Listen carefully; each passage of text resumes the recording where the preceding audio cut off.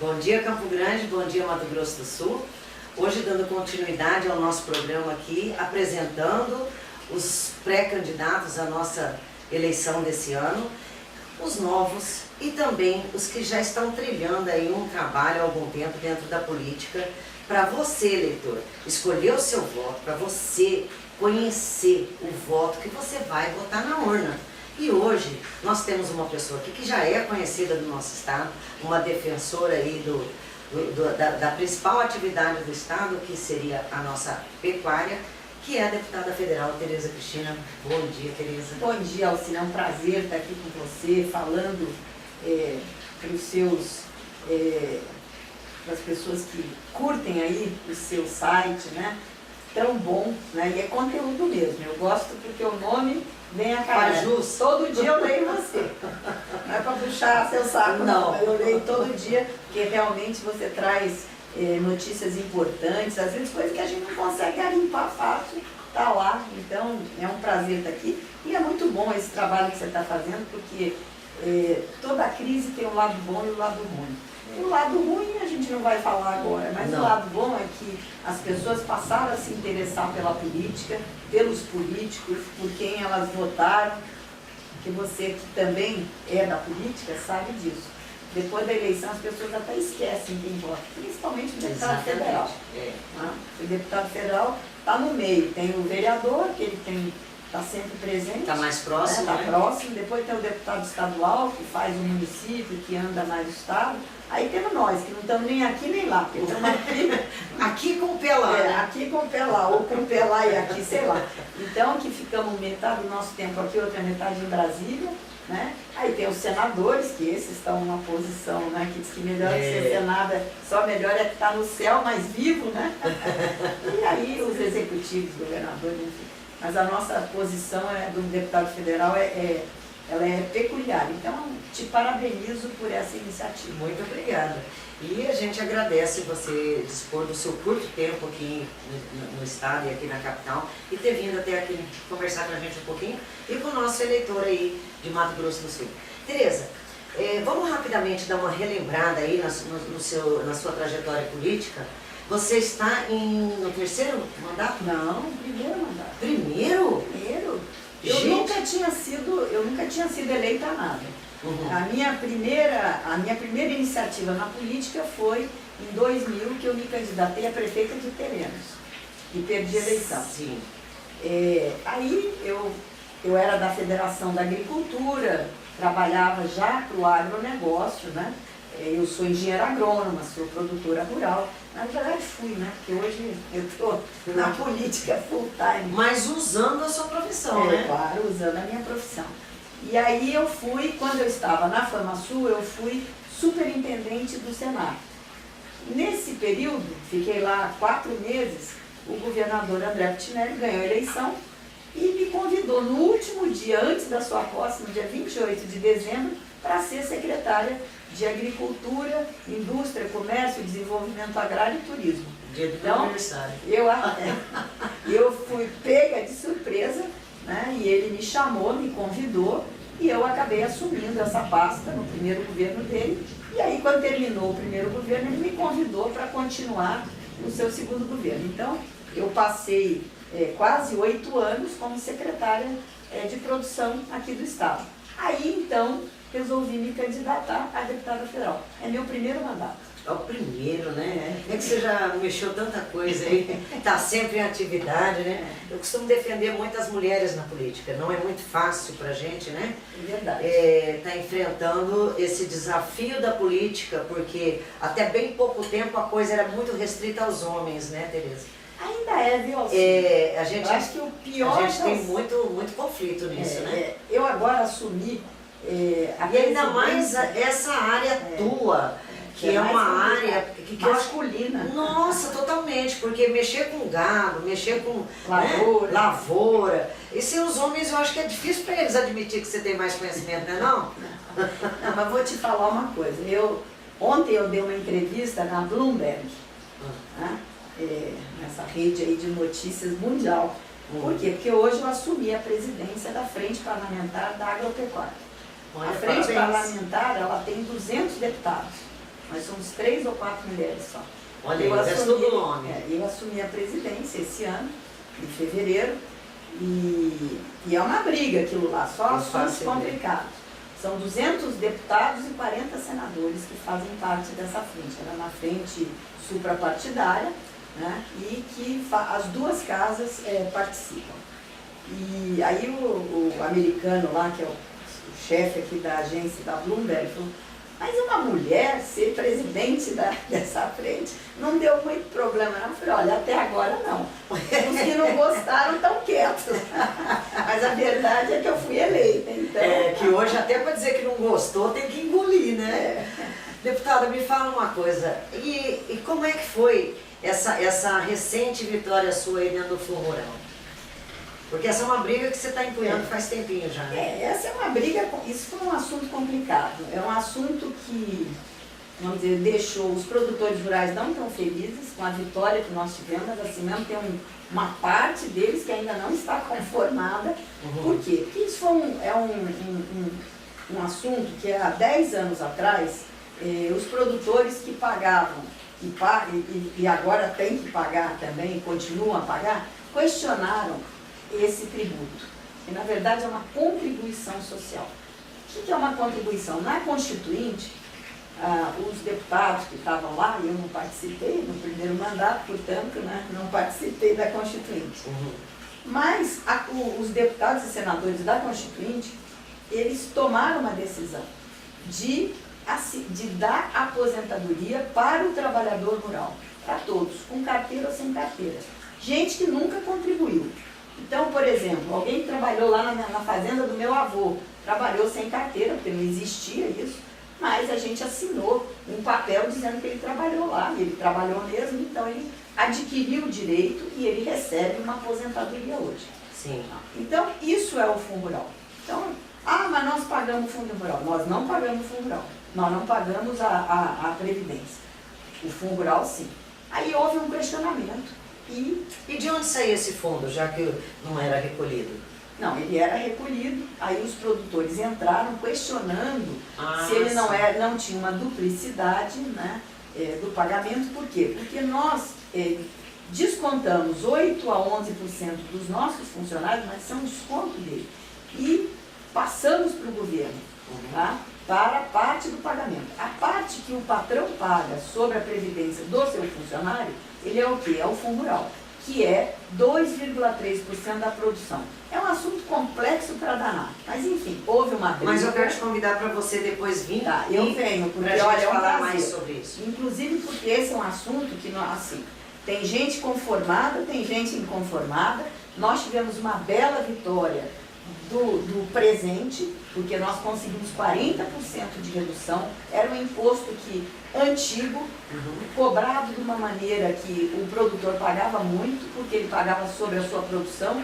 Há 10 anos atrás você produzia X sacos de soja, hoje você produz 2X, e você continua pagando 2,3% de 2X, que é muito mais. Então, acaba que o produtor pagava pela contribuição previdenciária do trabalhador muito mais do que paga a previdência urbana, né? Porque é sobre o que você produz bruto, sua receita bruta. Então, nós conseguimos reduzir isso, nós conseguimos mudar uma opção. A partir do ano que vem, ele pode pagar pelo número de funcionários, que é mais vantajoso ainda para quem emprega menos do que aqueles que têm muitos funcionários, aí tem que fazer a conta. Enfim, é um assunto muito complexo, que ainda está dando pano para manga, ainda não encerrou. Eu achei que em outubro do ano passado já ia zerar, mas ainda não encerrou. Nós ainda temos uma etapa, porque no dia 30 agora vence o prazo para quem quer aderir. Mas é um assunto assim de extrema importância para o setor, para a economia do nosso estado. Então, do Brasil, né? E eu gostaria realmente que você voltasse para que a gente falasse sobre, para debulhar esse assunto e tirar a dúvida do pessoal. Vamos combinar na semana que vem. Eu estarei aqui na hora que você quiser, quando eu chegar de Brasília. Aí, inclusive, eu trago bem arrumadinho uma pauta para que fique bem didático para quem tiver interesse assistir o programa e poder ter as informações necessárias para fazer a sua opção. Porque é opcional, você pode aderir ou não. Se você aderir, você tem uma série de vantagens. Se você não aderir, você corre um risco. Se cair o passado, você não paga, mas se não cair, você fica com uma coisa inchada, uma conta muito grande. Então é muito bom a gente poder falar sobre isso. E você que está assistindo, que está ouvindo, que a deputada vai estar aqui para esclarecer mais sobre o Fundo Rural, sobre toda essa questão econômica dentro da economia da agropecuária. Tem sua pergunta, tem sua dúvida? Manda pra gente aqui, que aí a gente vai perguntar para ela e ela vai estar respondendo para vocês. Deputada, agora me diga uma coisa, dentro dos seus projetos para essa próxima eleição, tá animada? Tá pronta para enfrentar a batalha de novo? Tô pronta. Não vai ser uma coisa fácil, por quê? Porque a política ela foi demonizada, né? Hoje a população acha que todo político é igual, que todo mundo está metido na mesma confusão.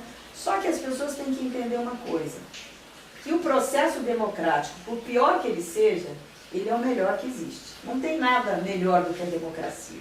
Então por isso que tem eleição a cada 4 anos. Não está satisfeito, troca, né? Troca, não vote. Mas não tem coisa, nós não podemos acabar com a política, nós podemos tirar aqueles políticos.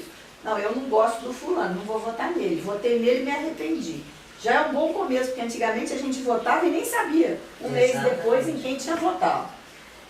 E também a população precisa começar a entender o papel de cada um. Porque eu vejo muita gente falar, precisa diminuir o número de deputados.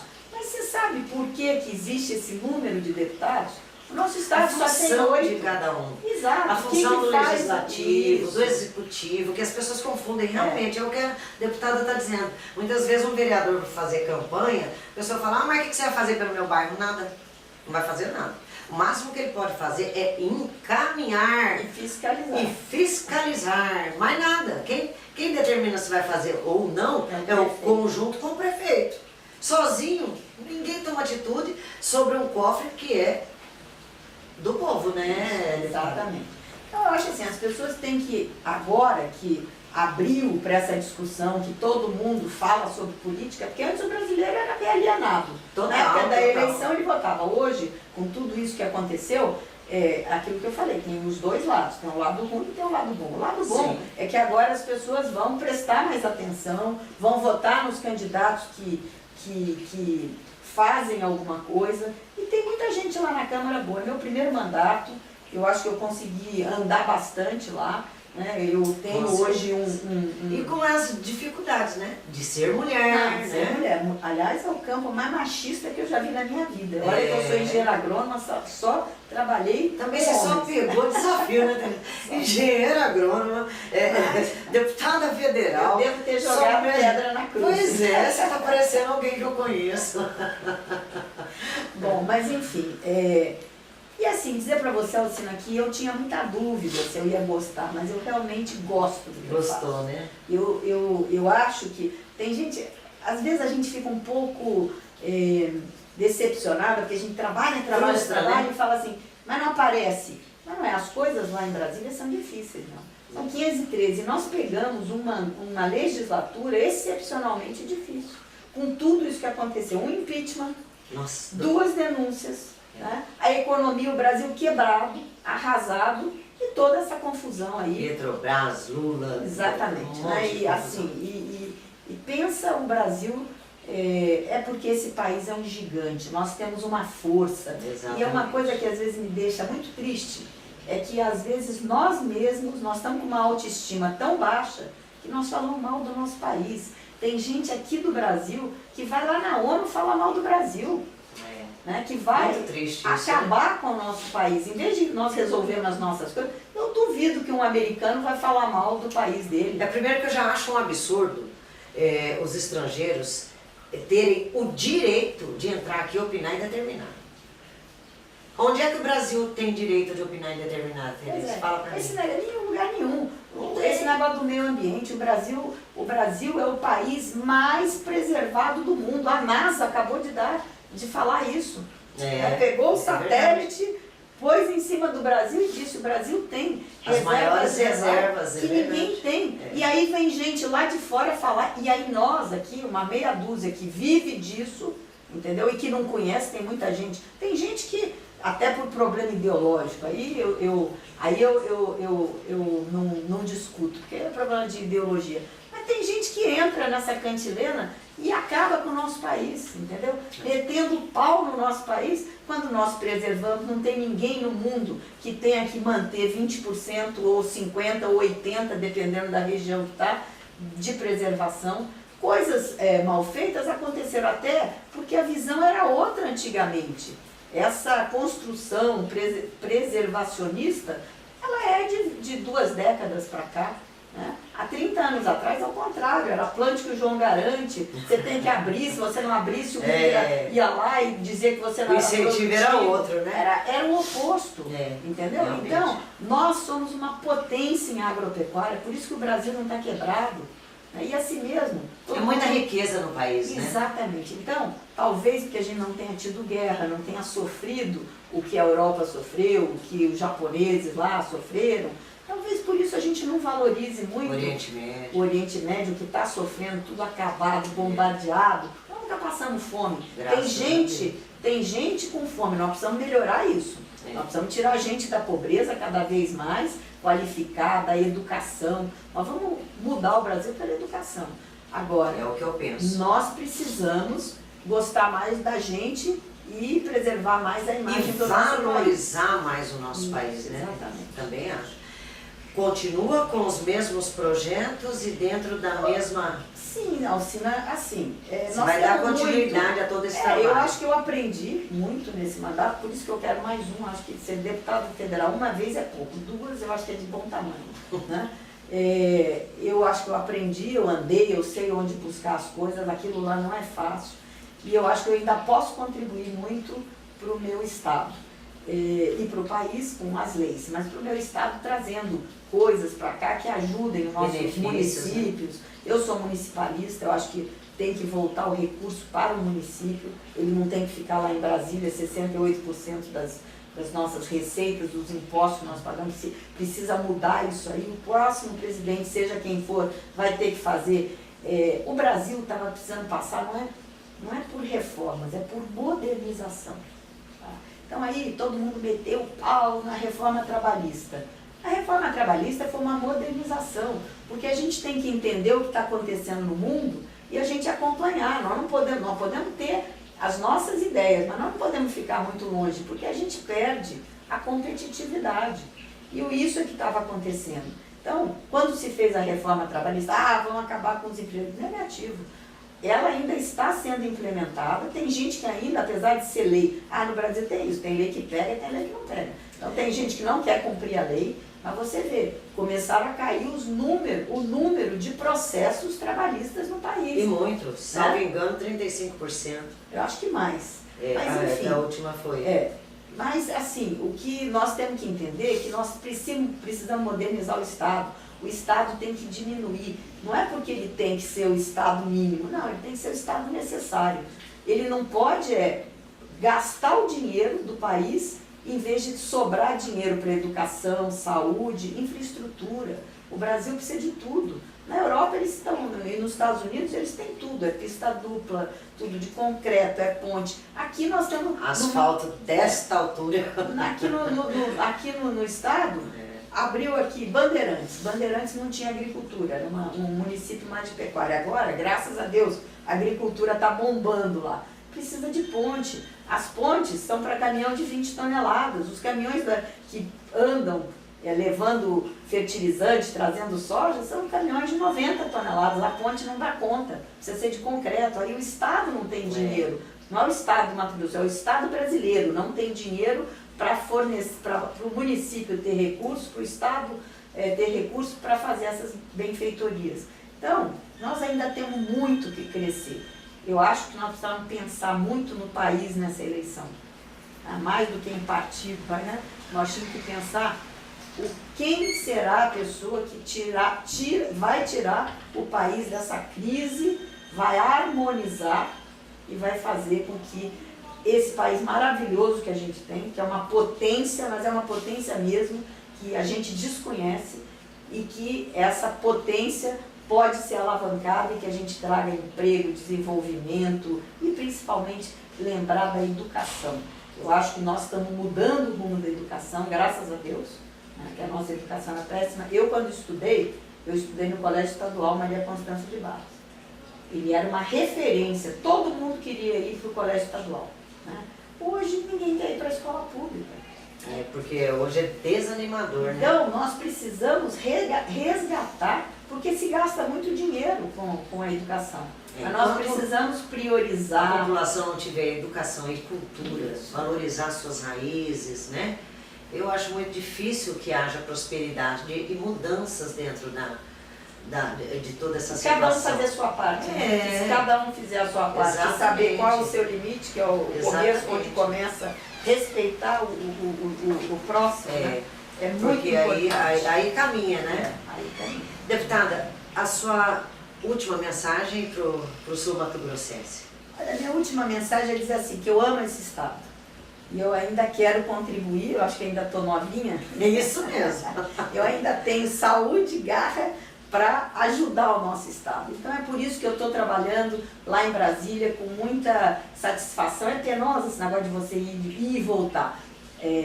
Às vezes é cansativo, mas eu faço isso com muito prazer, com muito orgulho de representar o nosso estado lá, uma mulher na Câmara Federal. Nós somos só 53 mulheres, então para mim é um orgulho ser uma mulher, ser presidente da frente mais importante hoje um orgulho da Câmara dos Deputados, né? Então eu acho assim que eu estou fazendo por Mato Grosso do Sul o máximo que eu posso fazer. Então é por isso que eu estou aqui hoje conversando com você e contando um pouquinho do que é a minha vida lá em Brasília, dos desafios, e temos muitos ainda pela frente. Com certeza. Tá? Mas Tereza, foi um prazer. Mais uma vez, muito obrigada por você ter vindo, um papo muito bom. E nós vamos te esperar aqui na semana Pro Fundo Rural. Pro Fundo Rural.